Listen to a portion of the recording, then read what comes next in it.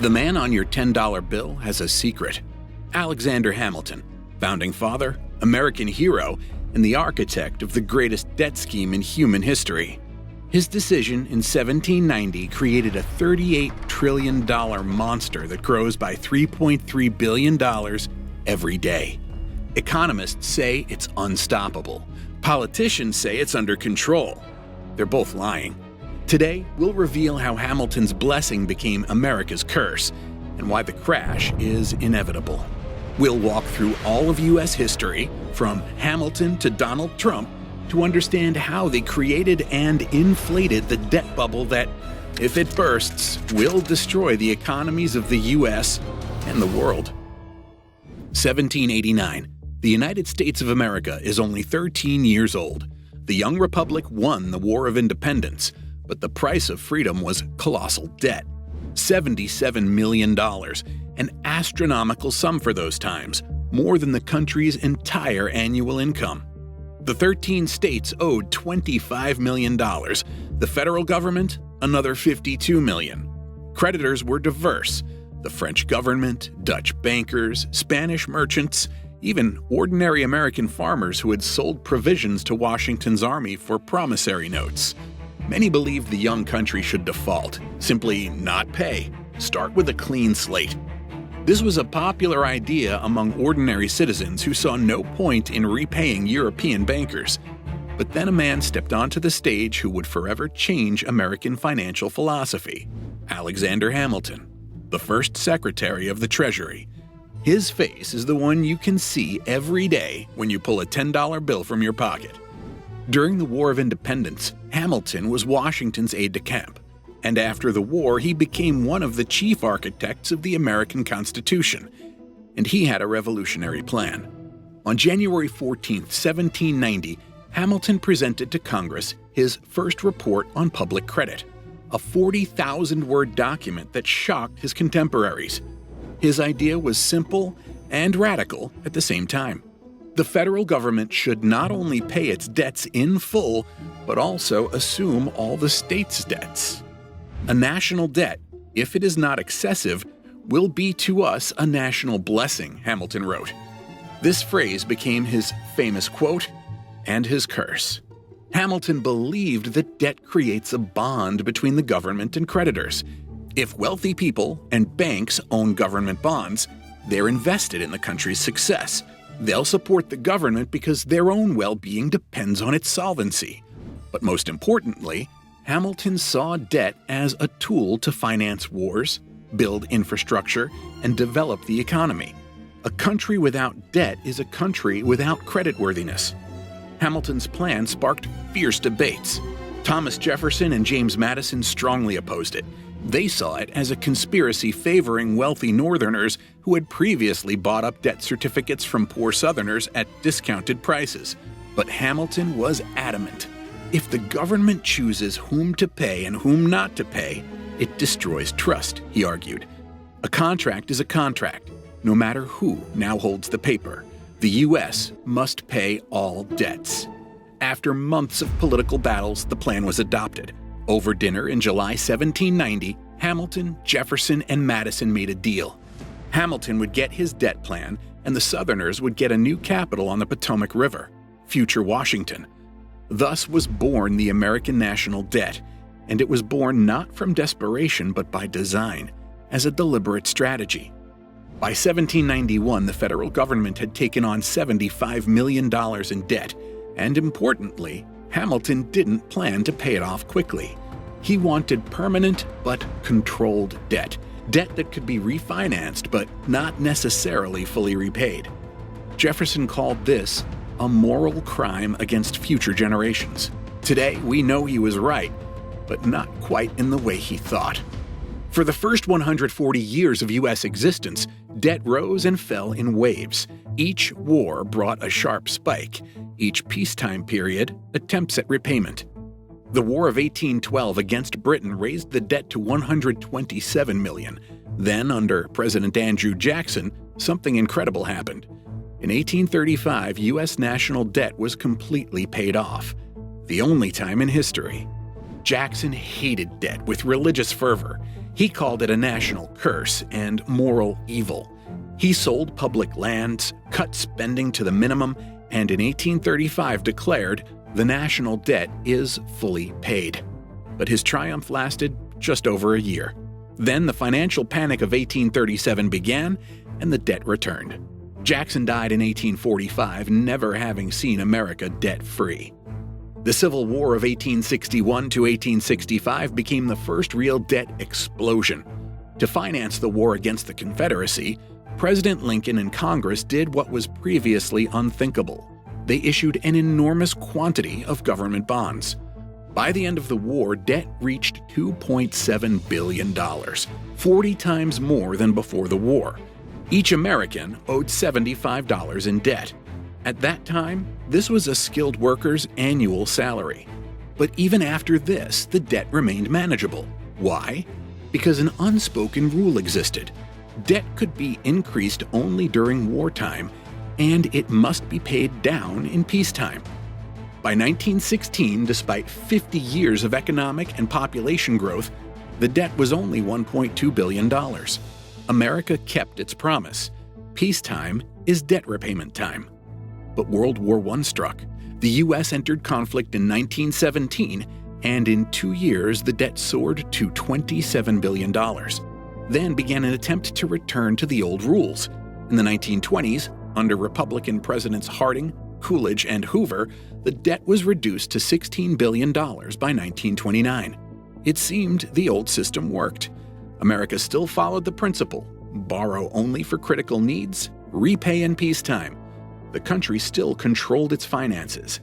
And then the Great Depression hit, and everything changed forever. 1933, Franklin Delano Roosevelt takes office as president. The country is in ruins, 25% unemployment, thousands of bankrupt banks and businesses, millions starving. Roosevelt brought a revolutionary idea. The government must spend money to save the economy, even if it doesn't have that money, even if it has to borrow. Thus was born the New Deal, a grand program of government spending. Roosevelt created dozens of new agencies, hiring millions of unemployed to build infrastructure. The price was enormous. By 1936, debt reached $34 billion, more than doubling in 3 peacetime years. Conservatives were outraged. Roosevelt is eating up our children's future. He's turning America into a socialist state. But then World War II came, and everything before that seemed like child's play. The U.S. entered the war in December 1941 after the attack on Pearl Harbor. In 4 years of war, the government spent $296 billion, more than all government spending in the entire previous history of the country combined. How was this financed? With debt. Colossal debt. The Treasury Department, under Henry Morgenthau, organized 8 massive campaigns to sell war bonds. Hollywood stars traveled the country urging people to buy victory bonds. Children collected change to buy war stamps. By the war's end in 1945, debt reached an incredible $260 billion, nearly 120% of the country's GDP. This was an absolute record that held for decades. Essentially, each American owed an annual salary. But most importantly, Roosevelt broke the old rule. Now it was normal to borrow not only during wartime, but also in peacetime. For economic development, for social programs, for whatever the government deemed important. Debt ceased to be a temporary evil. It became a permanent management tool. After 1945, during the Cold War, America got a chance to return to fiscal discipline, and it partially succeeded. Under Presidents Truman and Eisenhower, debt remained at approximately $250 to $270 billion. It didn't grow in absolute numbers, but the economy grew faster. So debt as a percentage of GDP fell from 119% to 53%. This was the golden age of the American economy. High growth rates, rising wages, a strong middle class, and relatively stable government finances. But beneath the surface, new problems were growing. The Cold War demanded enormous military spending. The arms race with the USSR meant constant spending on nuclear weapons, missiles, submarines, military bases around the world. Under Eisenhower, military spending constituted 50 to 60% of the federal budget. Eisenhower himself was a general and understood the danger coming from defense contractors and politicians interested in constantly growing military budgets. He warned, "We must guard against the unwarranted influence of the military-industrial complex." But he was ignored. Then came Lyndon Johnson, and the madness began. Johnson dreamed of creating the Great Society, an ambitious system of social programs that would eradicate poverty and inequality in America. In 1965, he launched Medicare and Medicaid, government health insurance for the elderly and poor, the War on Poverty program, food stamp distribution, housing subsidies, educational grants. At the same time, he was waging war in Vietnam. Between 1965 and 1968, the U.S. sent 500,000 soldiers into the jungles of Southeast Asia. The war cost $25 billion a year. By the end of Johnson's presidency in 1969, debt had grown to $353 billion. Inflation was accelerating. Budget deficits became a permanent phenomenon. But worst of all, programs were created that cannot be eliminated. Medicare and Medicaid won't disappear even when there's no money. These programs grow automatically, without congressional decisions. Johnson created a machine that would consume money for decades, and which would become the main cause of today's debt crisis. And if Hamilton created the precedent on permanent debt itself, President Johnson turned American national debt into a time bomb. Today, the social programs created by Lyndon Johnson consume more than 40% of all American debt. If the scale of this government spending shocks you, keep watching. The craziest part is ahead. 1981. Ronald Reagan becomes president with a promise to balance the budget and reduce debt. He said, "Government debt is moral bankruptcy. We're stealing from our children and grandchildren." But by the end of his presidency in 1989, the debt had tripled, from $900 billion to $2.7 trillion. What happened? Reagan believed in supply-side economics, the theory that tax cuts would lead to such rapid economic growth that government revenues would increase despite lower rates. In 1981, he signed the largest tax cut in history. Rates for the wealthy fell from 70% to 28%. Corporate taxes dropped sharply. About 20 million new jobs were created, and American family incomes grew. But nevertheless, his theory didn't work. The economy grew, but federal government revenues continued to fall. But spending didn't fall. Reagan promised to shrink government, but in reality, he expanded it. The military budget soared. Reagan wanted to win the Cold War, and he spared no expense. On the SDI Star Wars program, on new aircraft carriers, on nuclear arsenal modernization, military spending grew from 5% of GDP to 6.5%. Social programs also grew, although Reagan tried to cut them. Congress, controlled by Democrats, blocked every attempt to cut Medicare or Social Security. As a result, Reagan got budget deficits of $200 billion a year, unprecedented figures for peacetime. But most cynical of all, Reagan knew what he was doing. His advisor, Martin Anderson, later revealed Reagan understood that deficits were inevitable, but he consciously chose them. The logic was simple. Let the debt grow now, so that later Democrats won't be able to spend on their social programs because there'll be no money. But this didn't work. Democrats simply learned to live on debt. By the late 1980s, U.S. debt became the fastest growing in the developed world. America transformed from the largest creditor into the planet's largest debtor. And nobody cared. In the early 1990s, it seemed everything could be fixed. George H.W. Bush, breaking his promise of no new taxes, agreed to raise taxes in 1990. He lost the election because of this, but the move helped balance the budget. Then came Bill Clinton, and a miracle happened. By the late 1990s, the economy was booming. The dot-com bubble drove stock prices sky high. Tax revenues soared to a record 20% of GDP, higher than ever in U.S. history. From 1998 to 2001, the U.S. had a budget surplus for the first time in 30 years. The government not only stopped taking on new debt, but began paying down old debt. Public debt fell from $3.8 trillion to $3.4 trillion. In 4 years, $450 billion was paid down, the first debt reduction since 1969. This was a triumph of fiscal discipline. It seemed the problem was solved.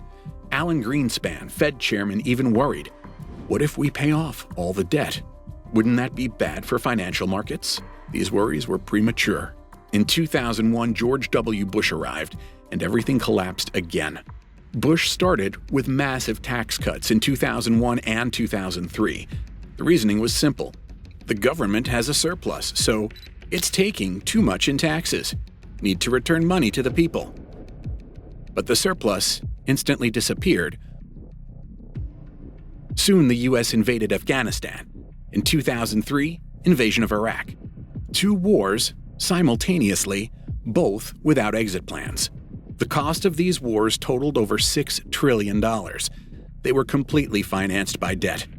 Then the 2008 financial crisis hit. Bank crashes, bailout packages, economic collapse. By the end of Bush's presidency in 2009, debt reached $11.9 trillion. In 8 years, it doubled. Barack Obama came into the wreckage of the economy. Unemployment, 10%. Recession. Auto industry collapse. Obama responded with massive government spending, a $787 billion stimulus package, saving General Motors and Chrysler, expanding Medicaid health insurance. And his main legacy? Obamacare, the Affordable Care Act, an ambitious attempt to provide health insurance to all Americans. Obamacare's cost is estimated at $1.5 trillion over 10 years. Another massive program that's impossible to eliminate. By the end of Obama's presidency in 2017, debt had grown to $20 trillion, nearly doubled again. Obama defended himself. I inherited a crisis. I had to spend to save the economy. Partly true, but deficits continued even after the economy recovered. Then came Donald Trump and showed that all previous presidents were amateurs. Trump promised to eliminate the debt in 8 years. Hillary Clinton called you the king of debt. Well, no, she didn't call me. I call myself the king of debt. I'm the king of debt. I'm great with debt. Nobody knows debt better than me. I've made a fortune by using debt. Instead, he added $8 trillion in 4 years, the largest increase under any single-term president in history. How? First, another massive tax cut in 2017 totaling $1.9 trillion. The corporate tax rate fell from 35% to 21%. They promised this would lead to an explosion of investment and growth. Growth was modest, and the deficit soared. Even before the pandemic, in 2019, with a growing economy and low unemployment, the deficit was $1 trillion a year. Then came COVID-19, and absolute chaos began.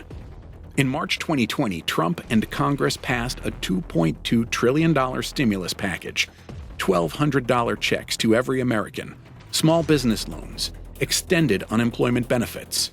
In December 2020, another $900 billion. In March 2021, already under Joe Biden, another $1.9 trillion. In 2 years, the government pumped over $5 trillion of emergency spending into the economy, all on debt. By the end of 2021, debt exceeded $30 trillion for the first time. Biden signed gigantic bills, a $1.2 trillion infrastructure bill, a $280 billion CHIPS Act, a $750 billion Climate Act. By October 2025, debt exceeded $38 trillion. That's more than the economy of all European Union countries combined. Look at how the speed of debt growth is increasing. In 2000, the government added $150 billion of debt per year. In 2010, $1 trillion per year. In 2020, $3 trillion per year. In 2024, nearly $2 trillion per year even without a crisis. The government spends money like a drunk at a bar. Interest payments reached $1.2 trillion per year, or $3.3 billion per day. That's more than the U.S. spends on defense, more than on Medicare. Soon it will be the largest budget item. Many think, U.S. debt has been growing for 80 years. So what? Why should now be different? Because the math has changed. Previously, rates were low, around 2%. The government borrowed almost for free. But after COVID-19, the Fed raised them to 5%. Now, new borrowing and refinancing old debt costs much more. Every year, the U.S. rolls over about a third of the debt, and soon, almost all debt will be at high rates. In the future, a day will come when almost the entire country's budget will go to paying interest. In parallel, a demographic crisis is approaching. America's population is rapidly aging. Spending on Social Security and Medicare will soon exceed half the budget. Bottom line, deficits will grow even if politicians want to economize. In 30 years, American debt could reach $200 trillion. That's more than global GDP. Such debt is mathematically impossible to service. But the collapse of the debt system could happen at any moment. We're already in the turbulent zone. When a country can't pay its debts, there are several scenarios, and all are bad. Scenario 1, debt monetization. The Fed prints money to buy bonds. Works temporarily, but leads to inflation and dollar collapse. Money loses value. The middle class disappears. The world stops trusting the dollar. The U.S. loses financial leadership. Scenario 2, default. The U.S. declares it cannot repay debt. Markets crash. Pension funds and insurance companies lose trillions. Borrowing rates skyrocket. The budget is cut by 30 to 40%. Government workers, military, retirees, no payments. Scenario 3, draconian austerity. The U.S. decides to act. To stabilize debt, they need to eliminate the $2 trillion annual deficit, double all taxes, and cut all spending by 85%. Politically, impossible. Scenario 4, slow weakening. Most likely scenario, debt grows, interest payments choke the budget, money goes to pensions and healthcare, while infrastructure and military power weaken. America gradually loses competitive advantage to China and other powers. This has already begun. Bridges need repair. Transportation lags behind Asia and Europe. Schools show the worst results among developed countries. Not collapse, but slow loss of position. So $38 trillion of debt. This is not an abstraction. This is your children's and grandchildren's future. They will be the ones paying for everything. Math never lies. Sooner or later, the bill will have to be paid. The question is, when? And who will be in power when the music stops?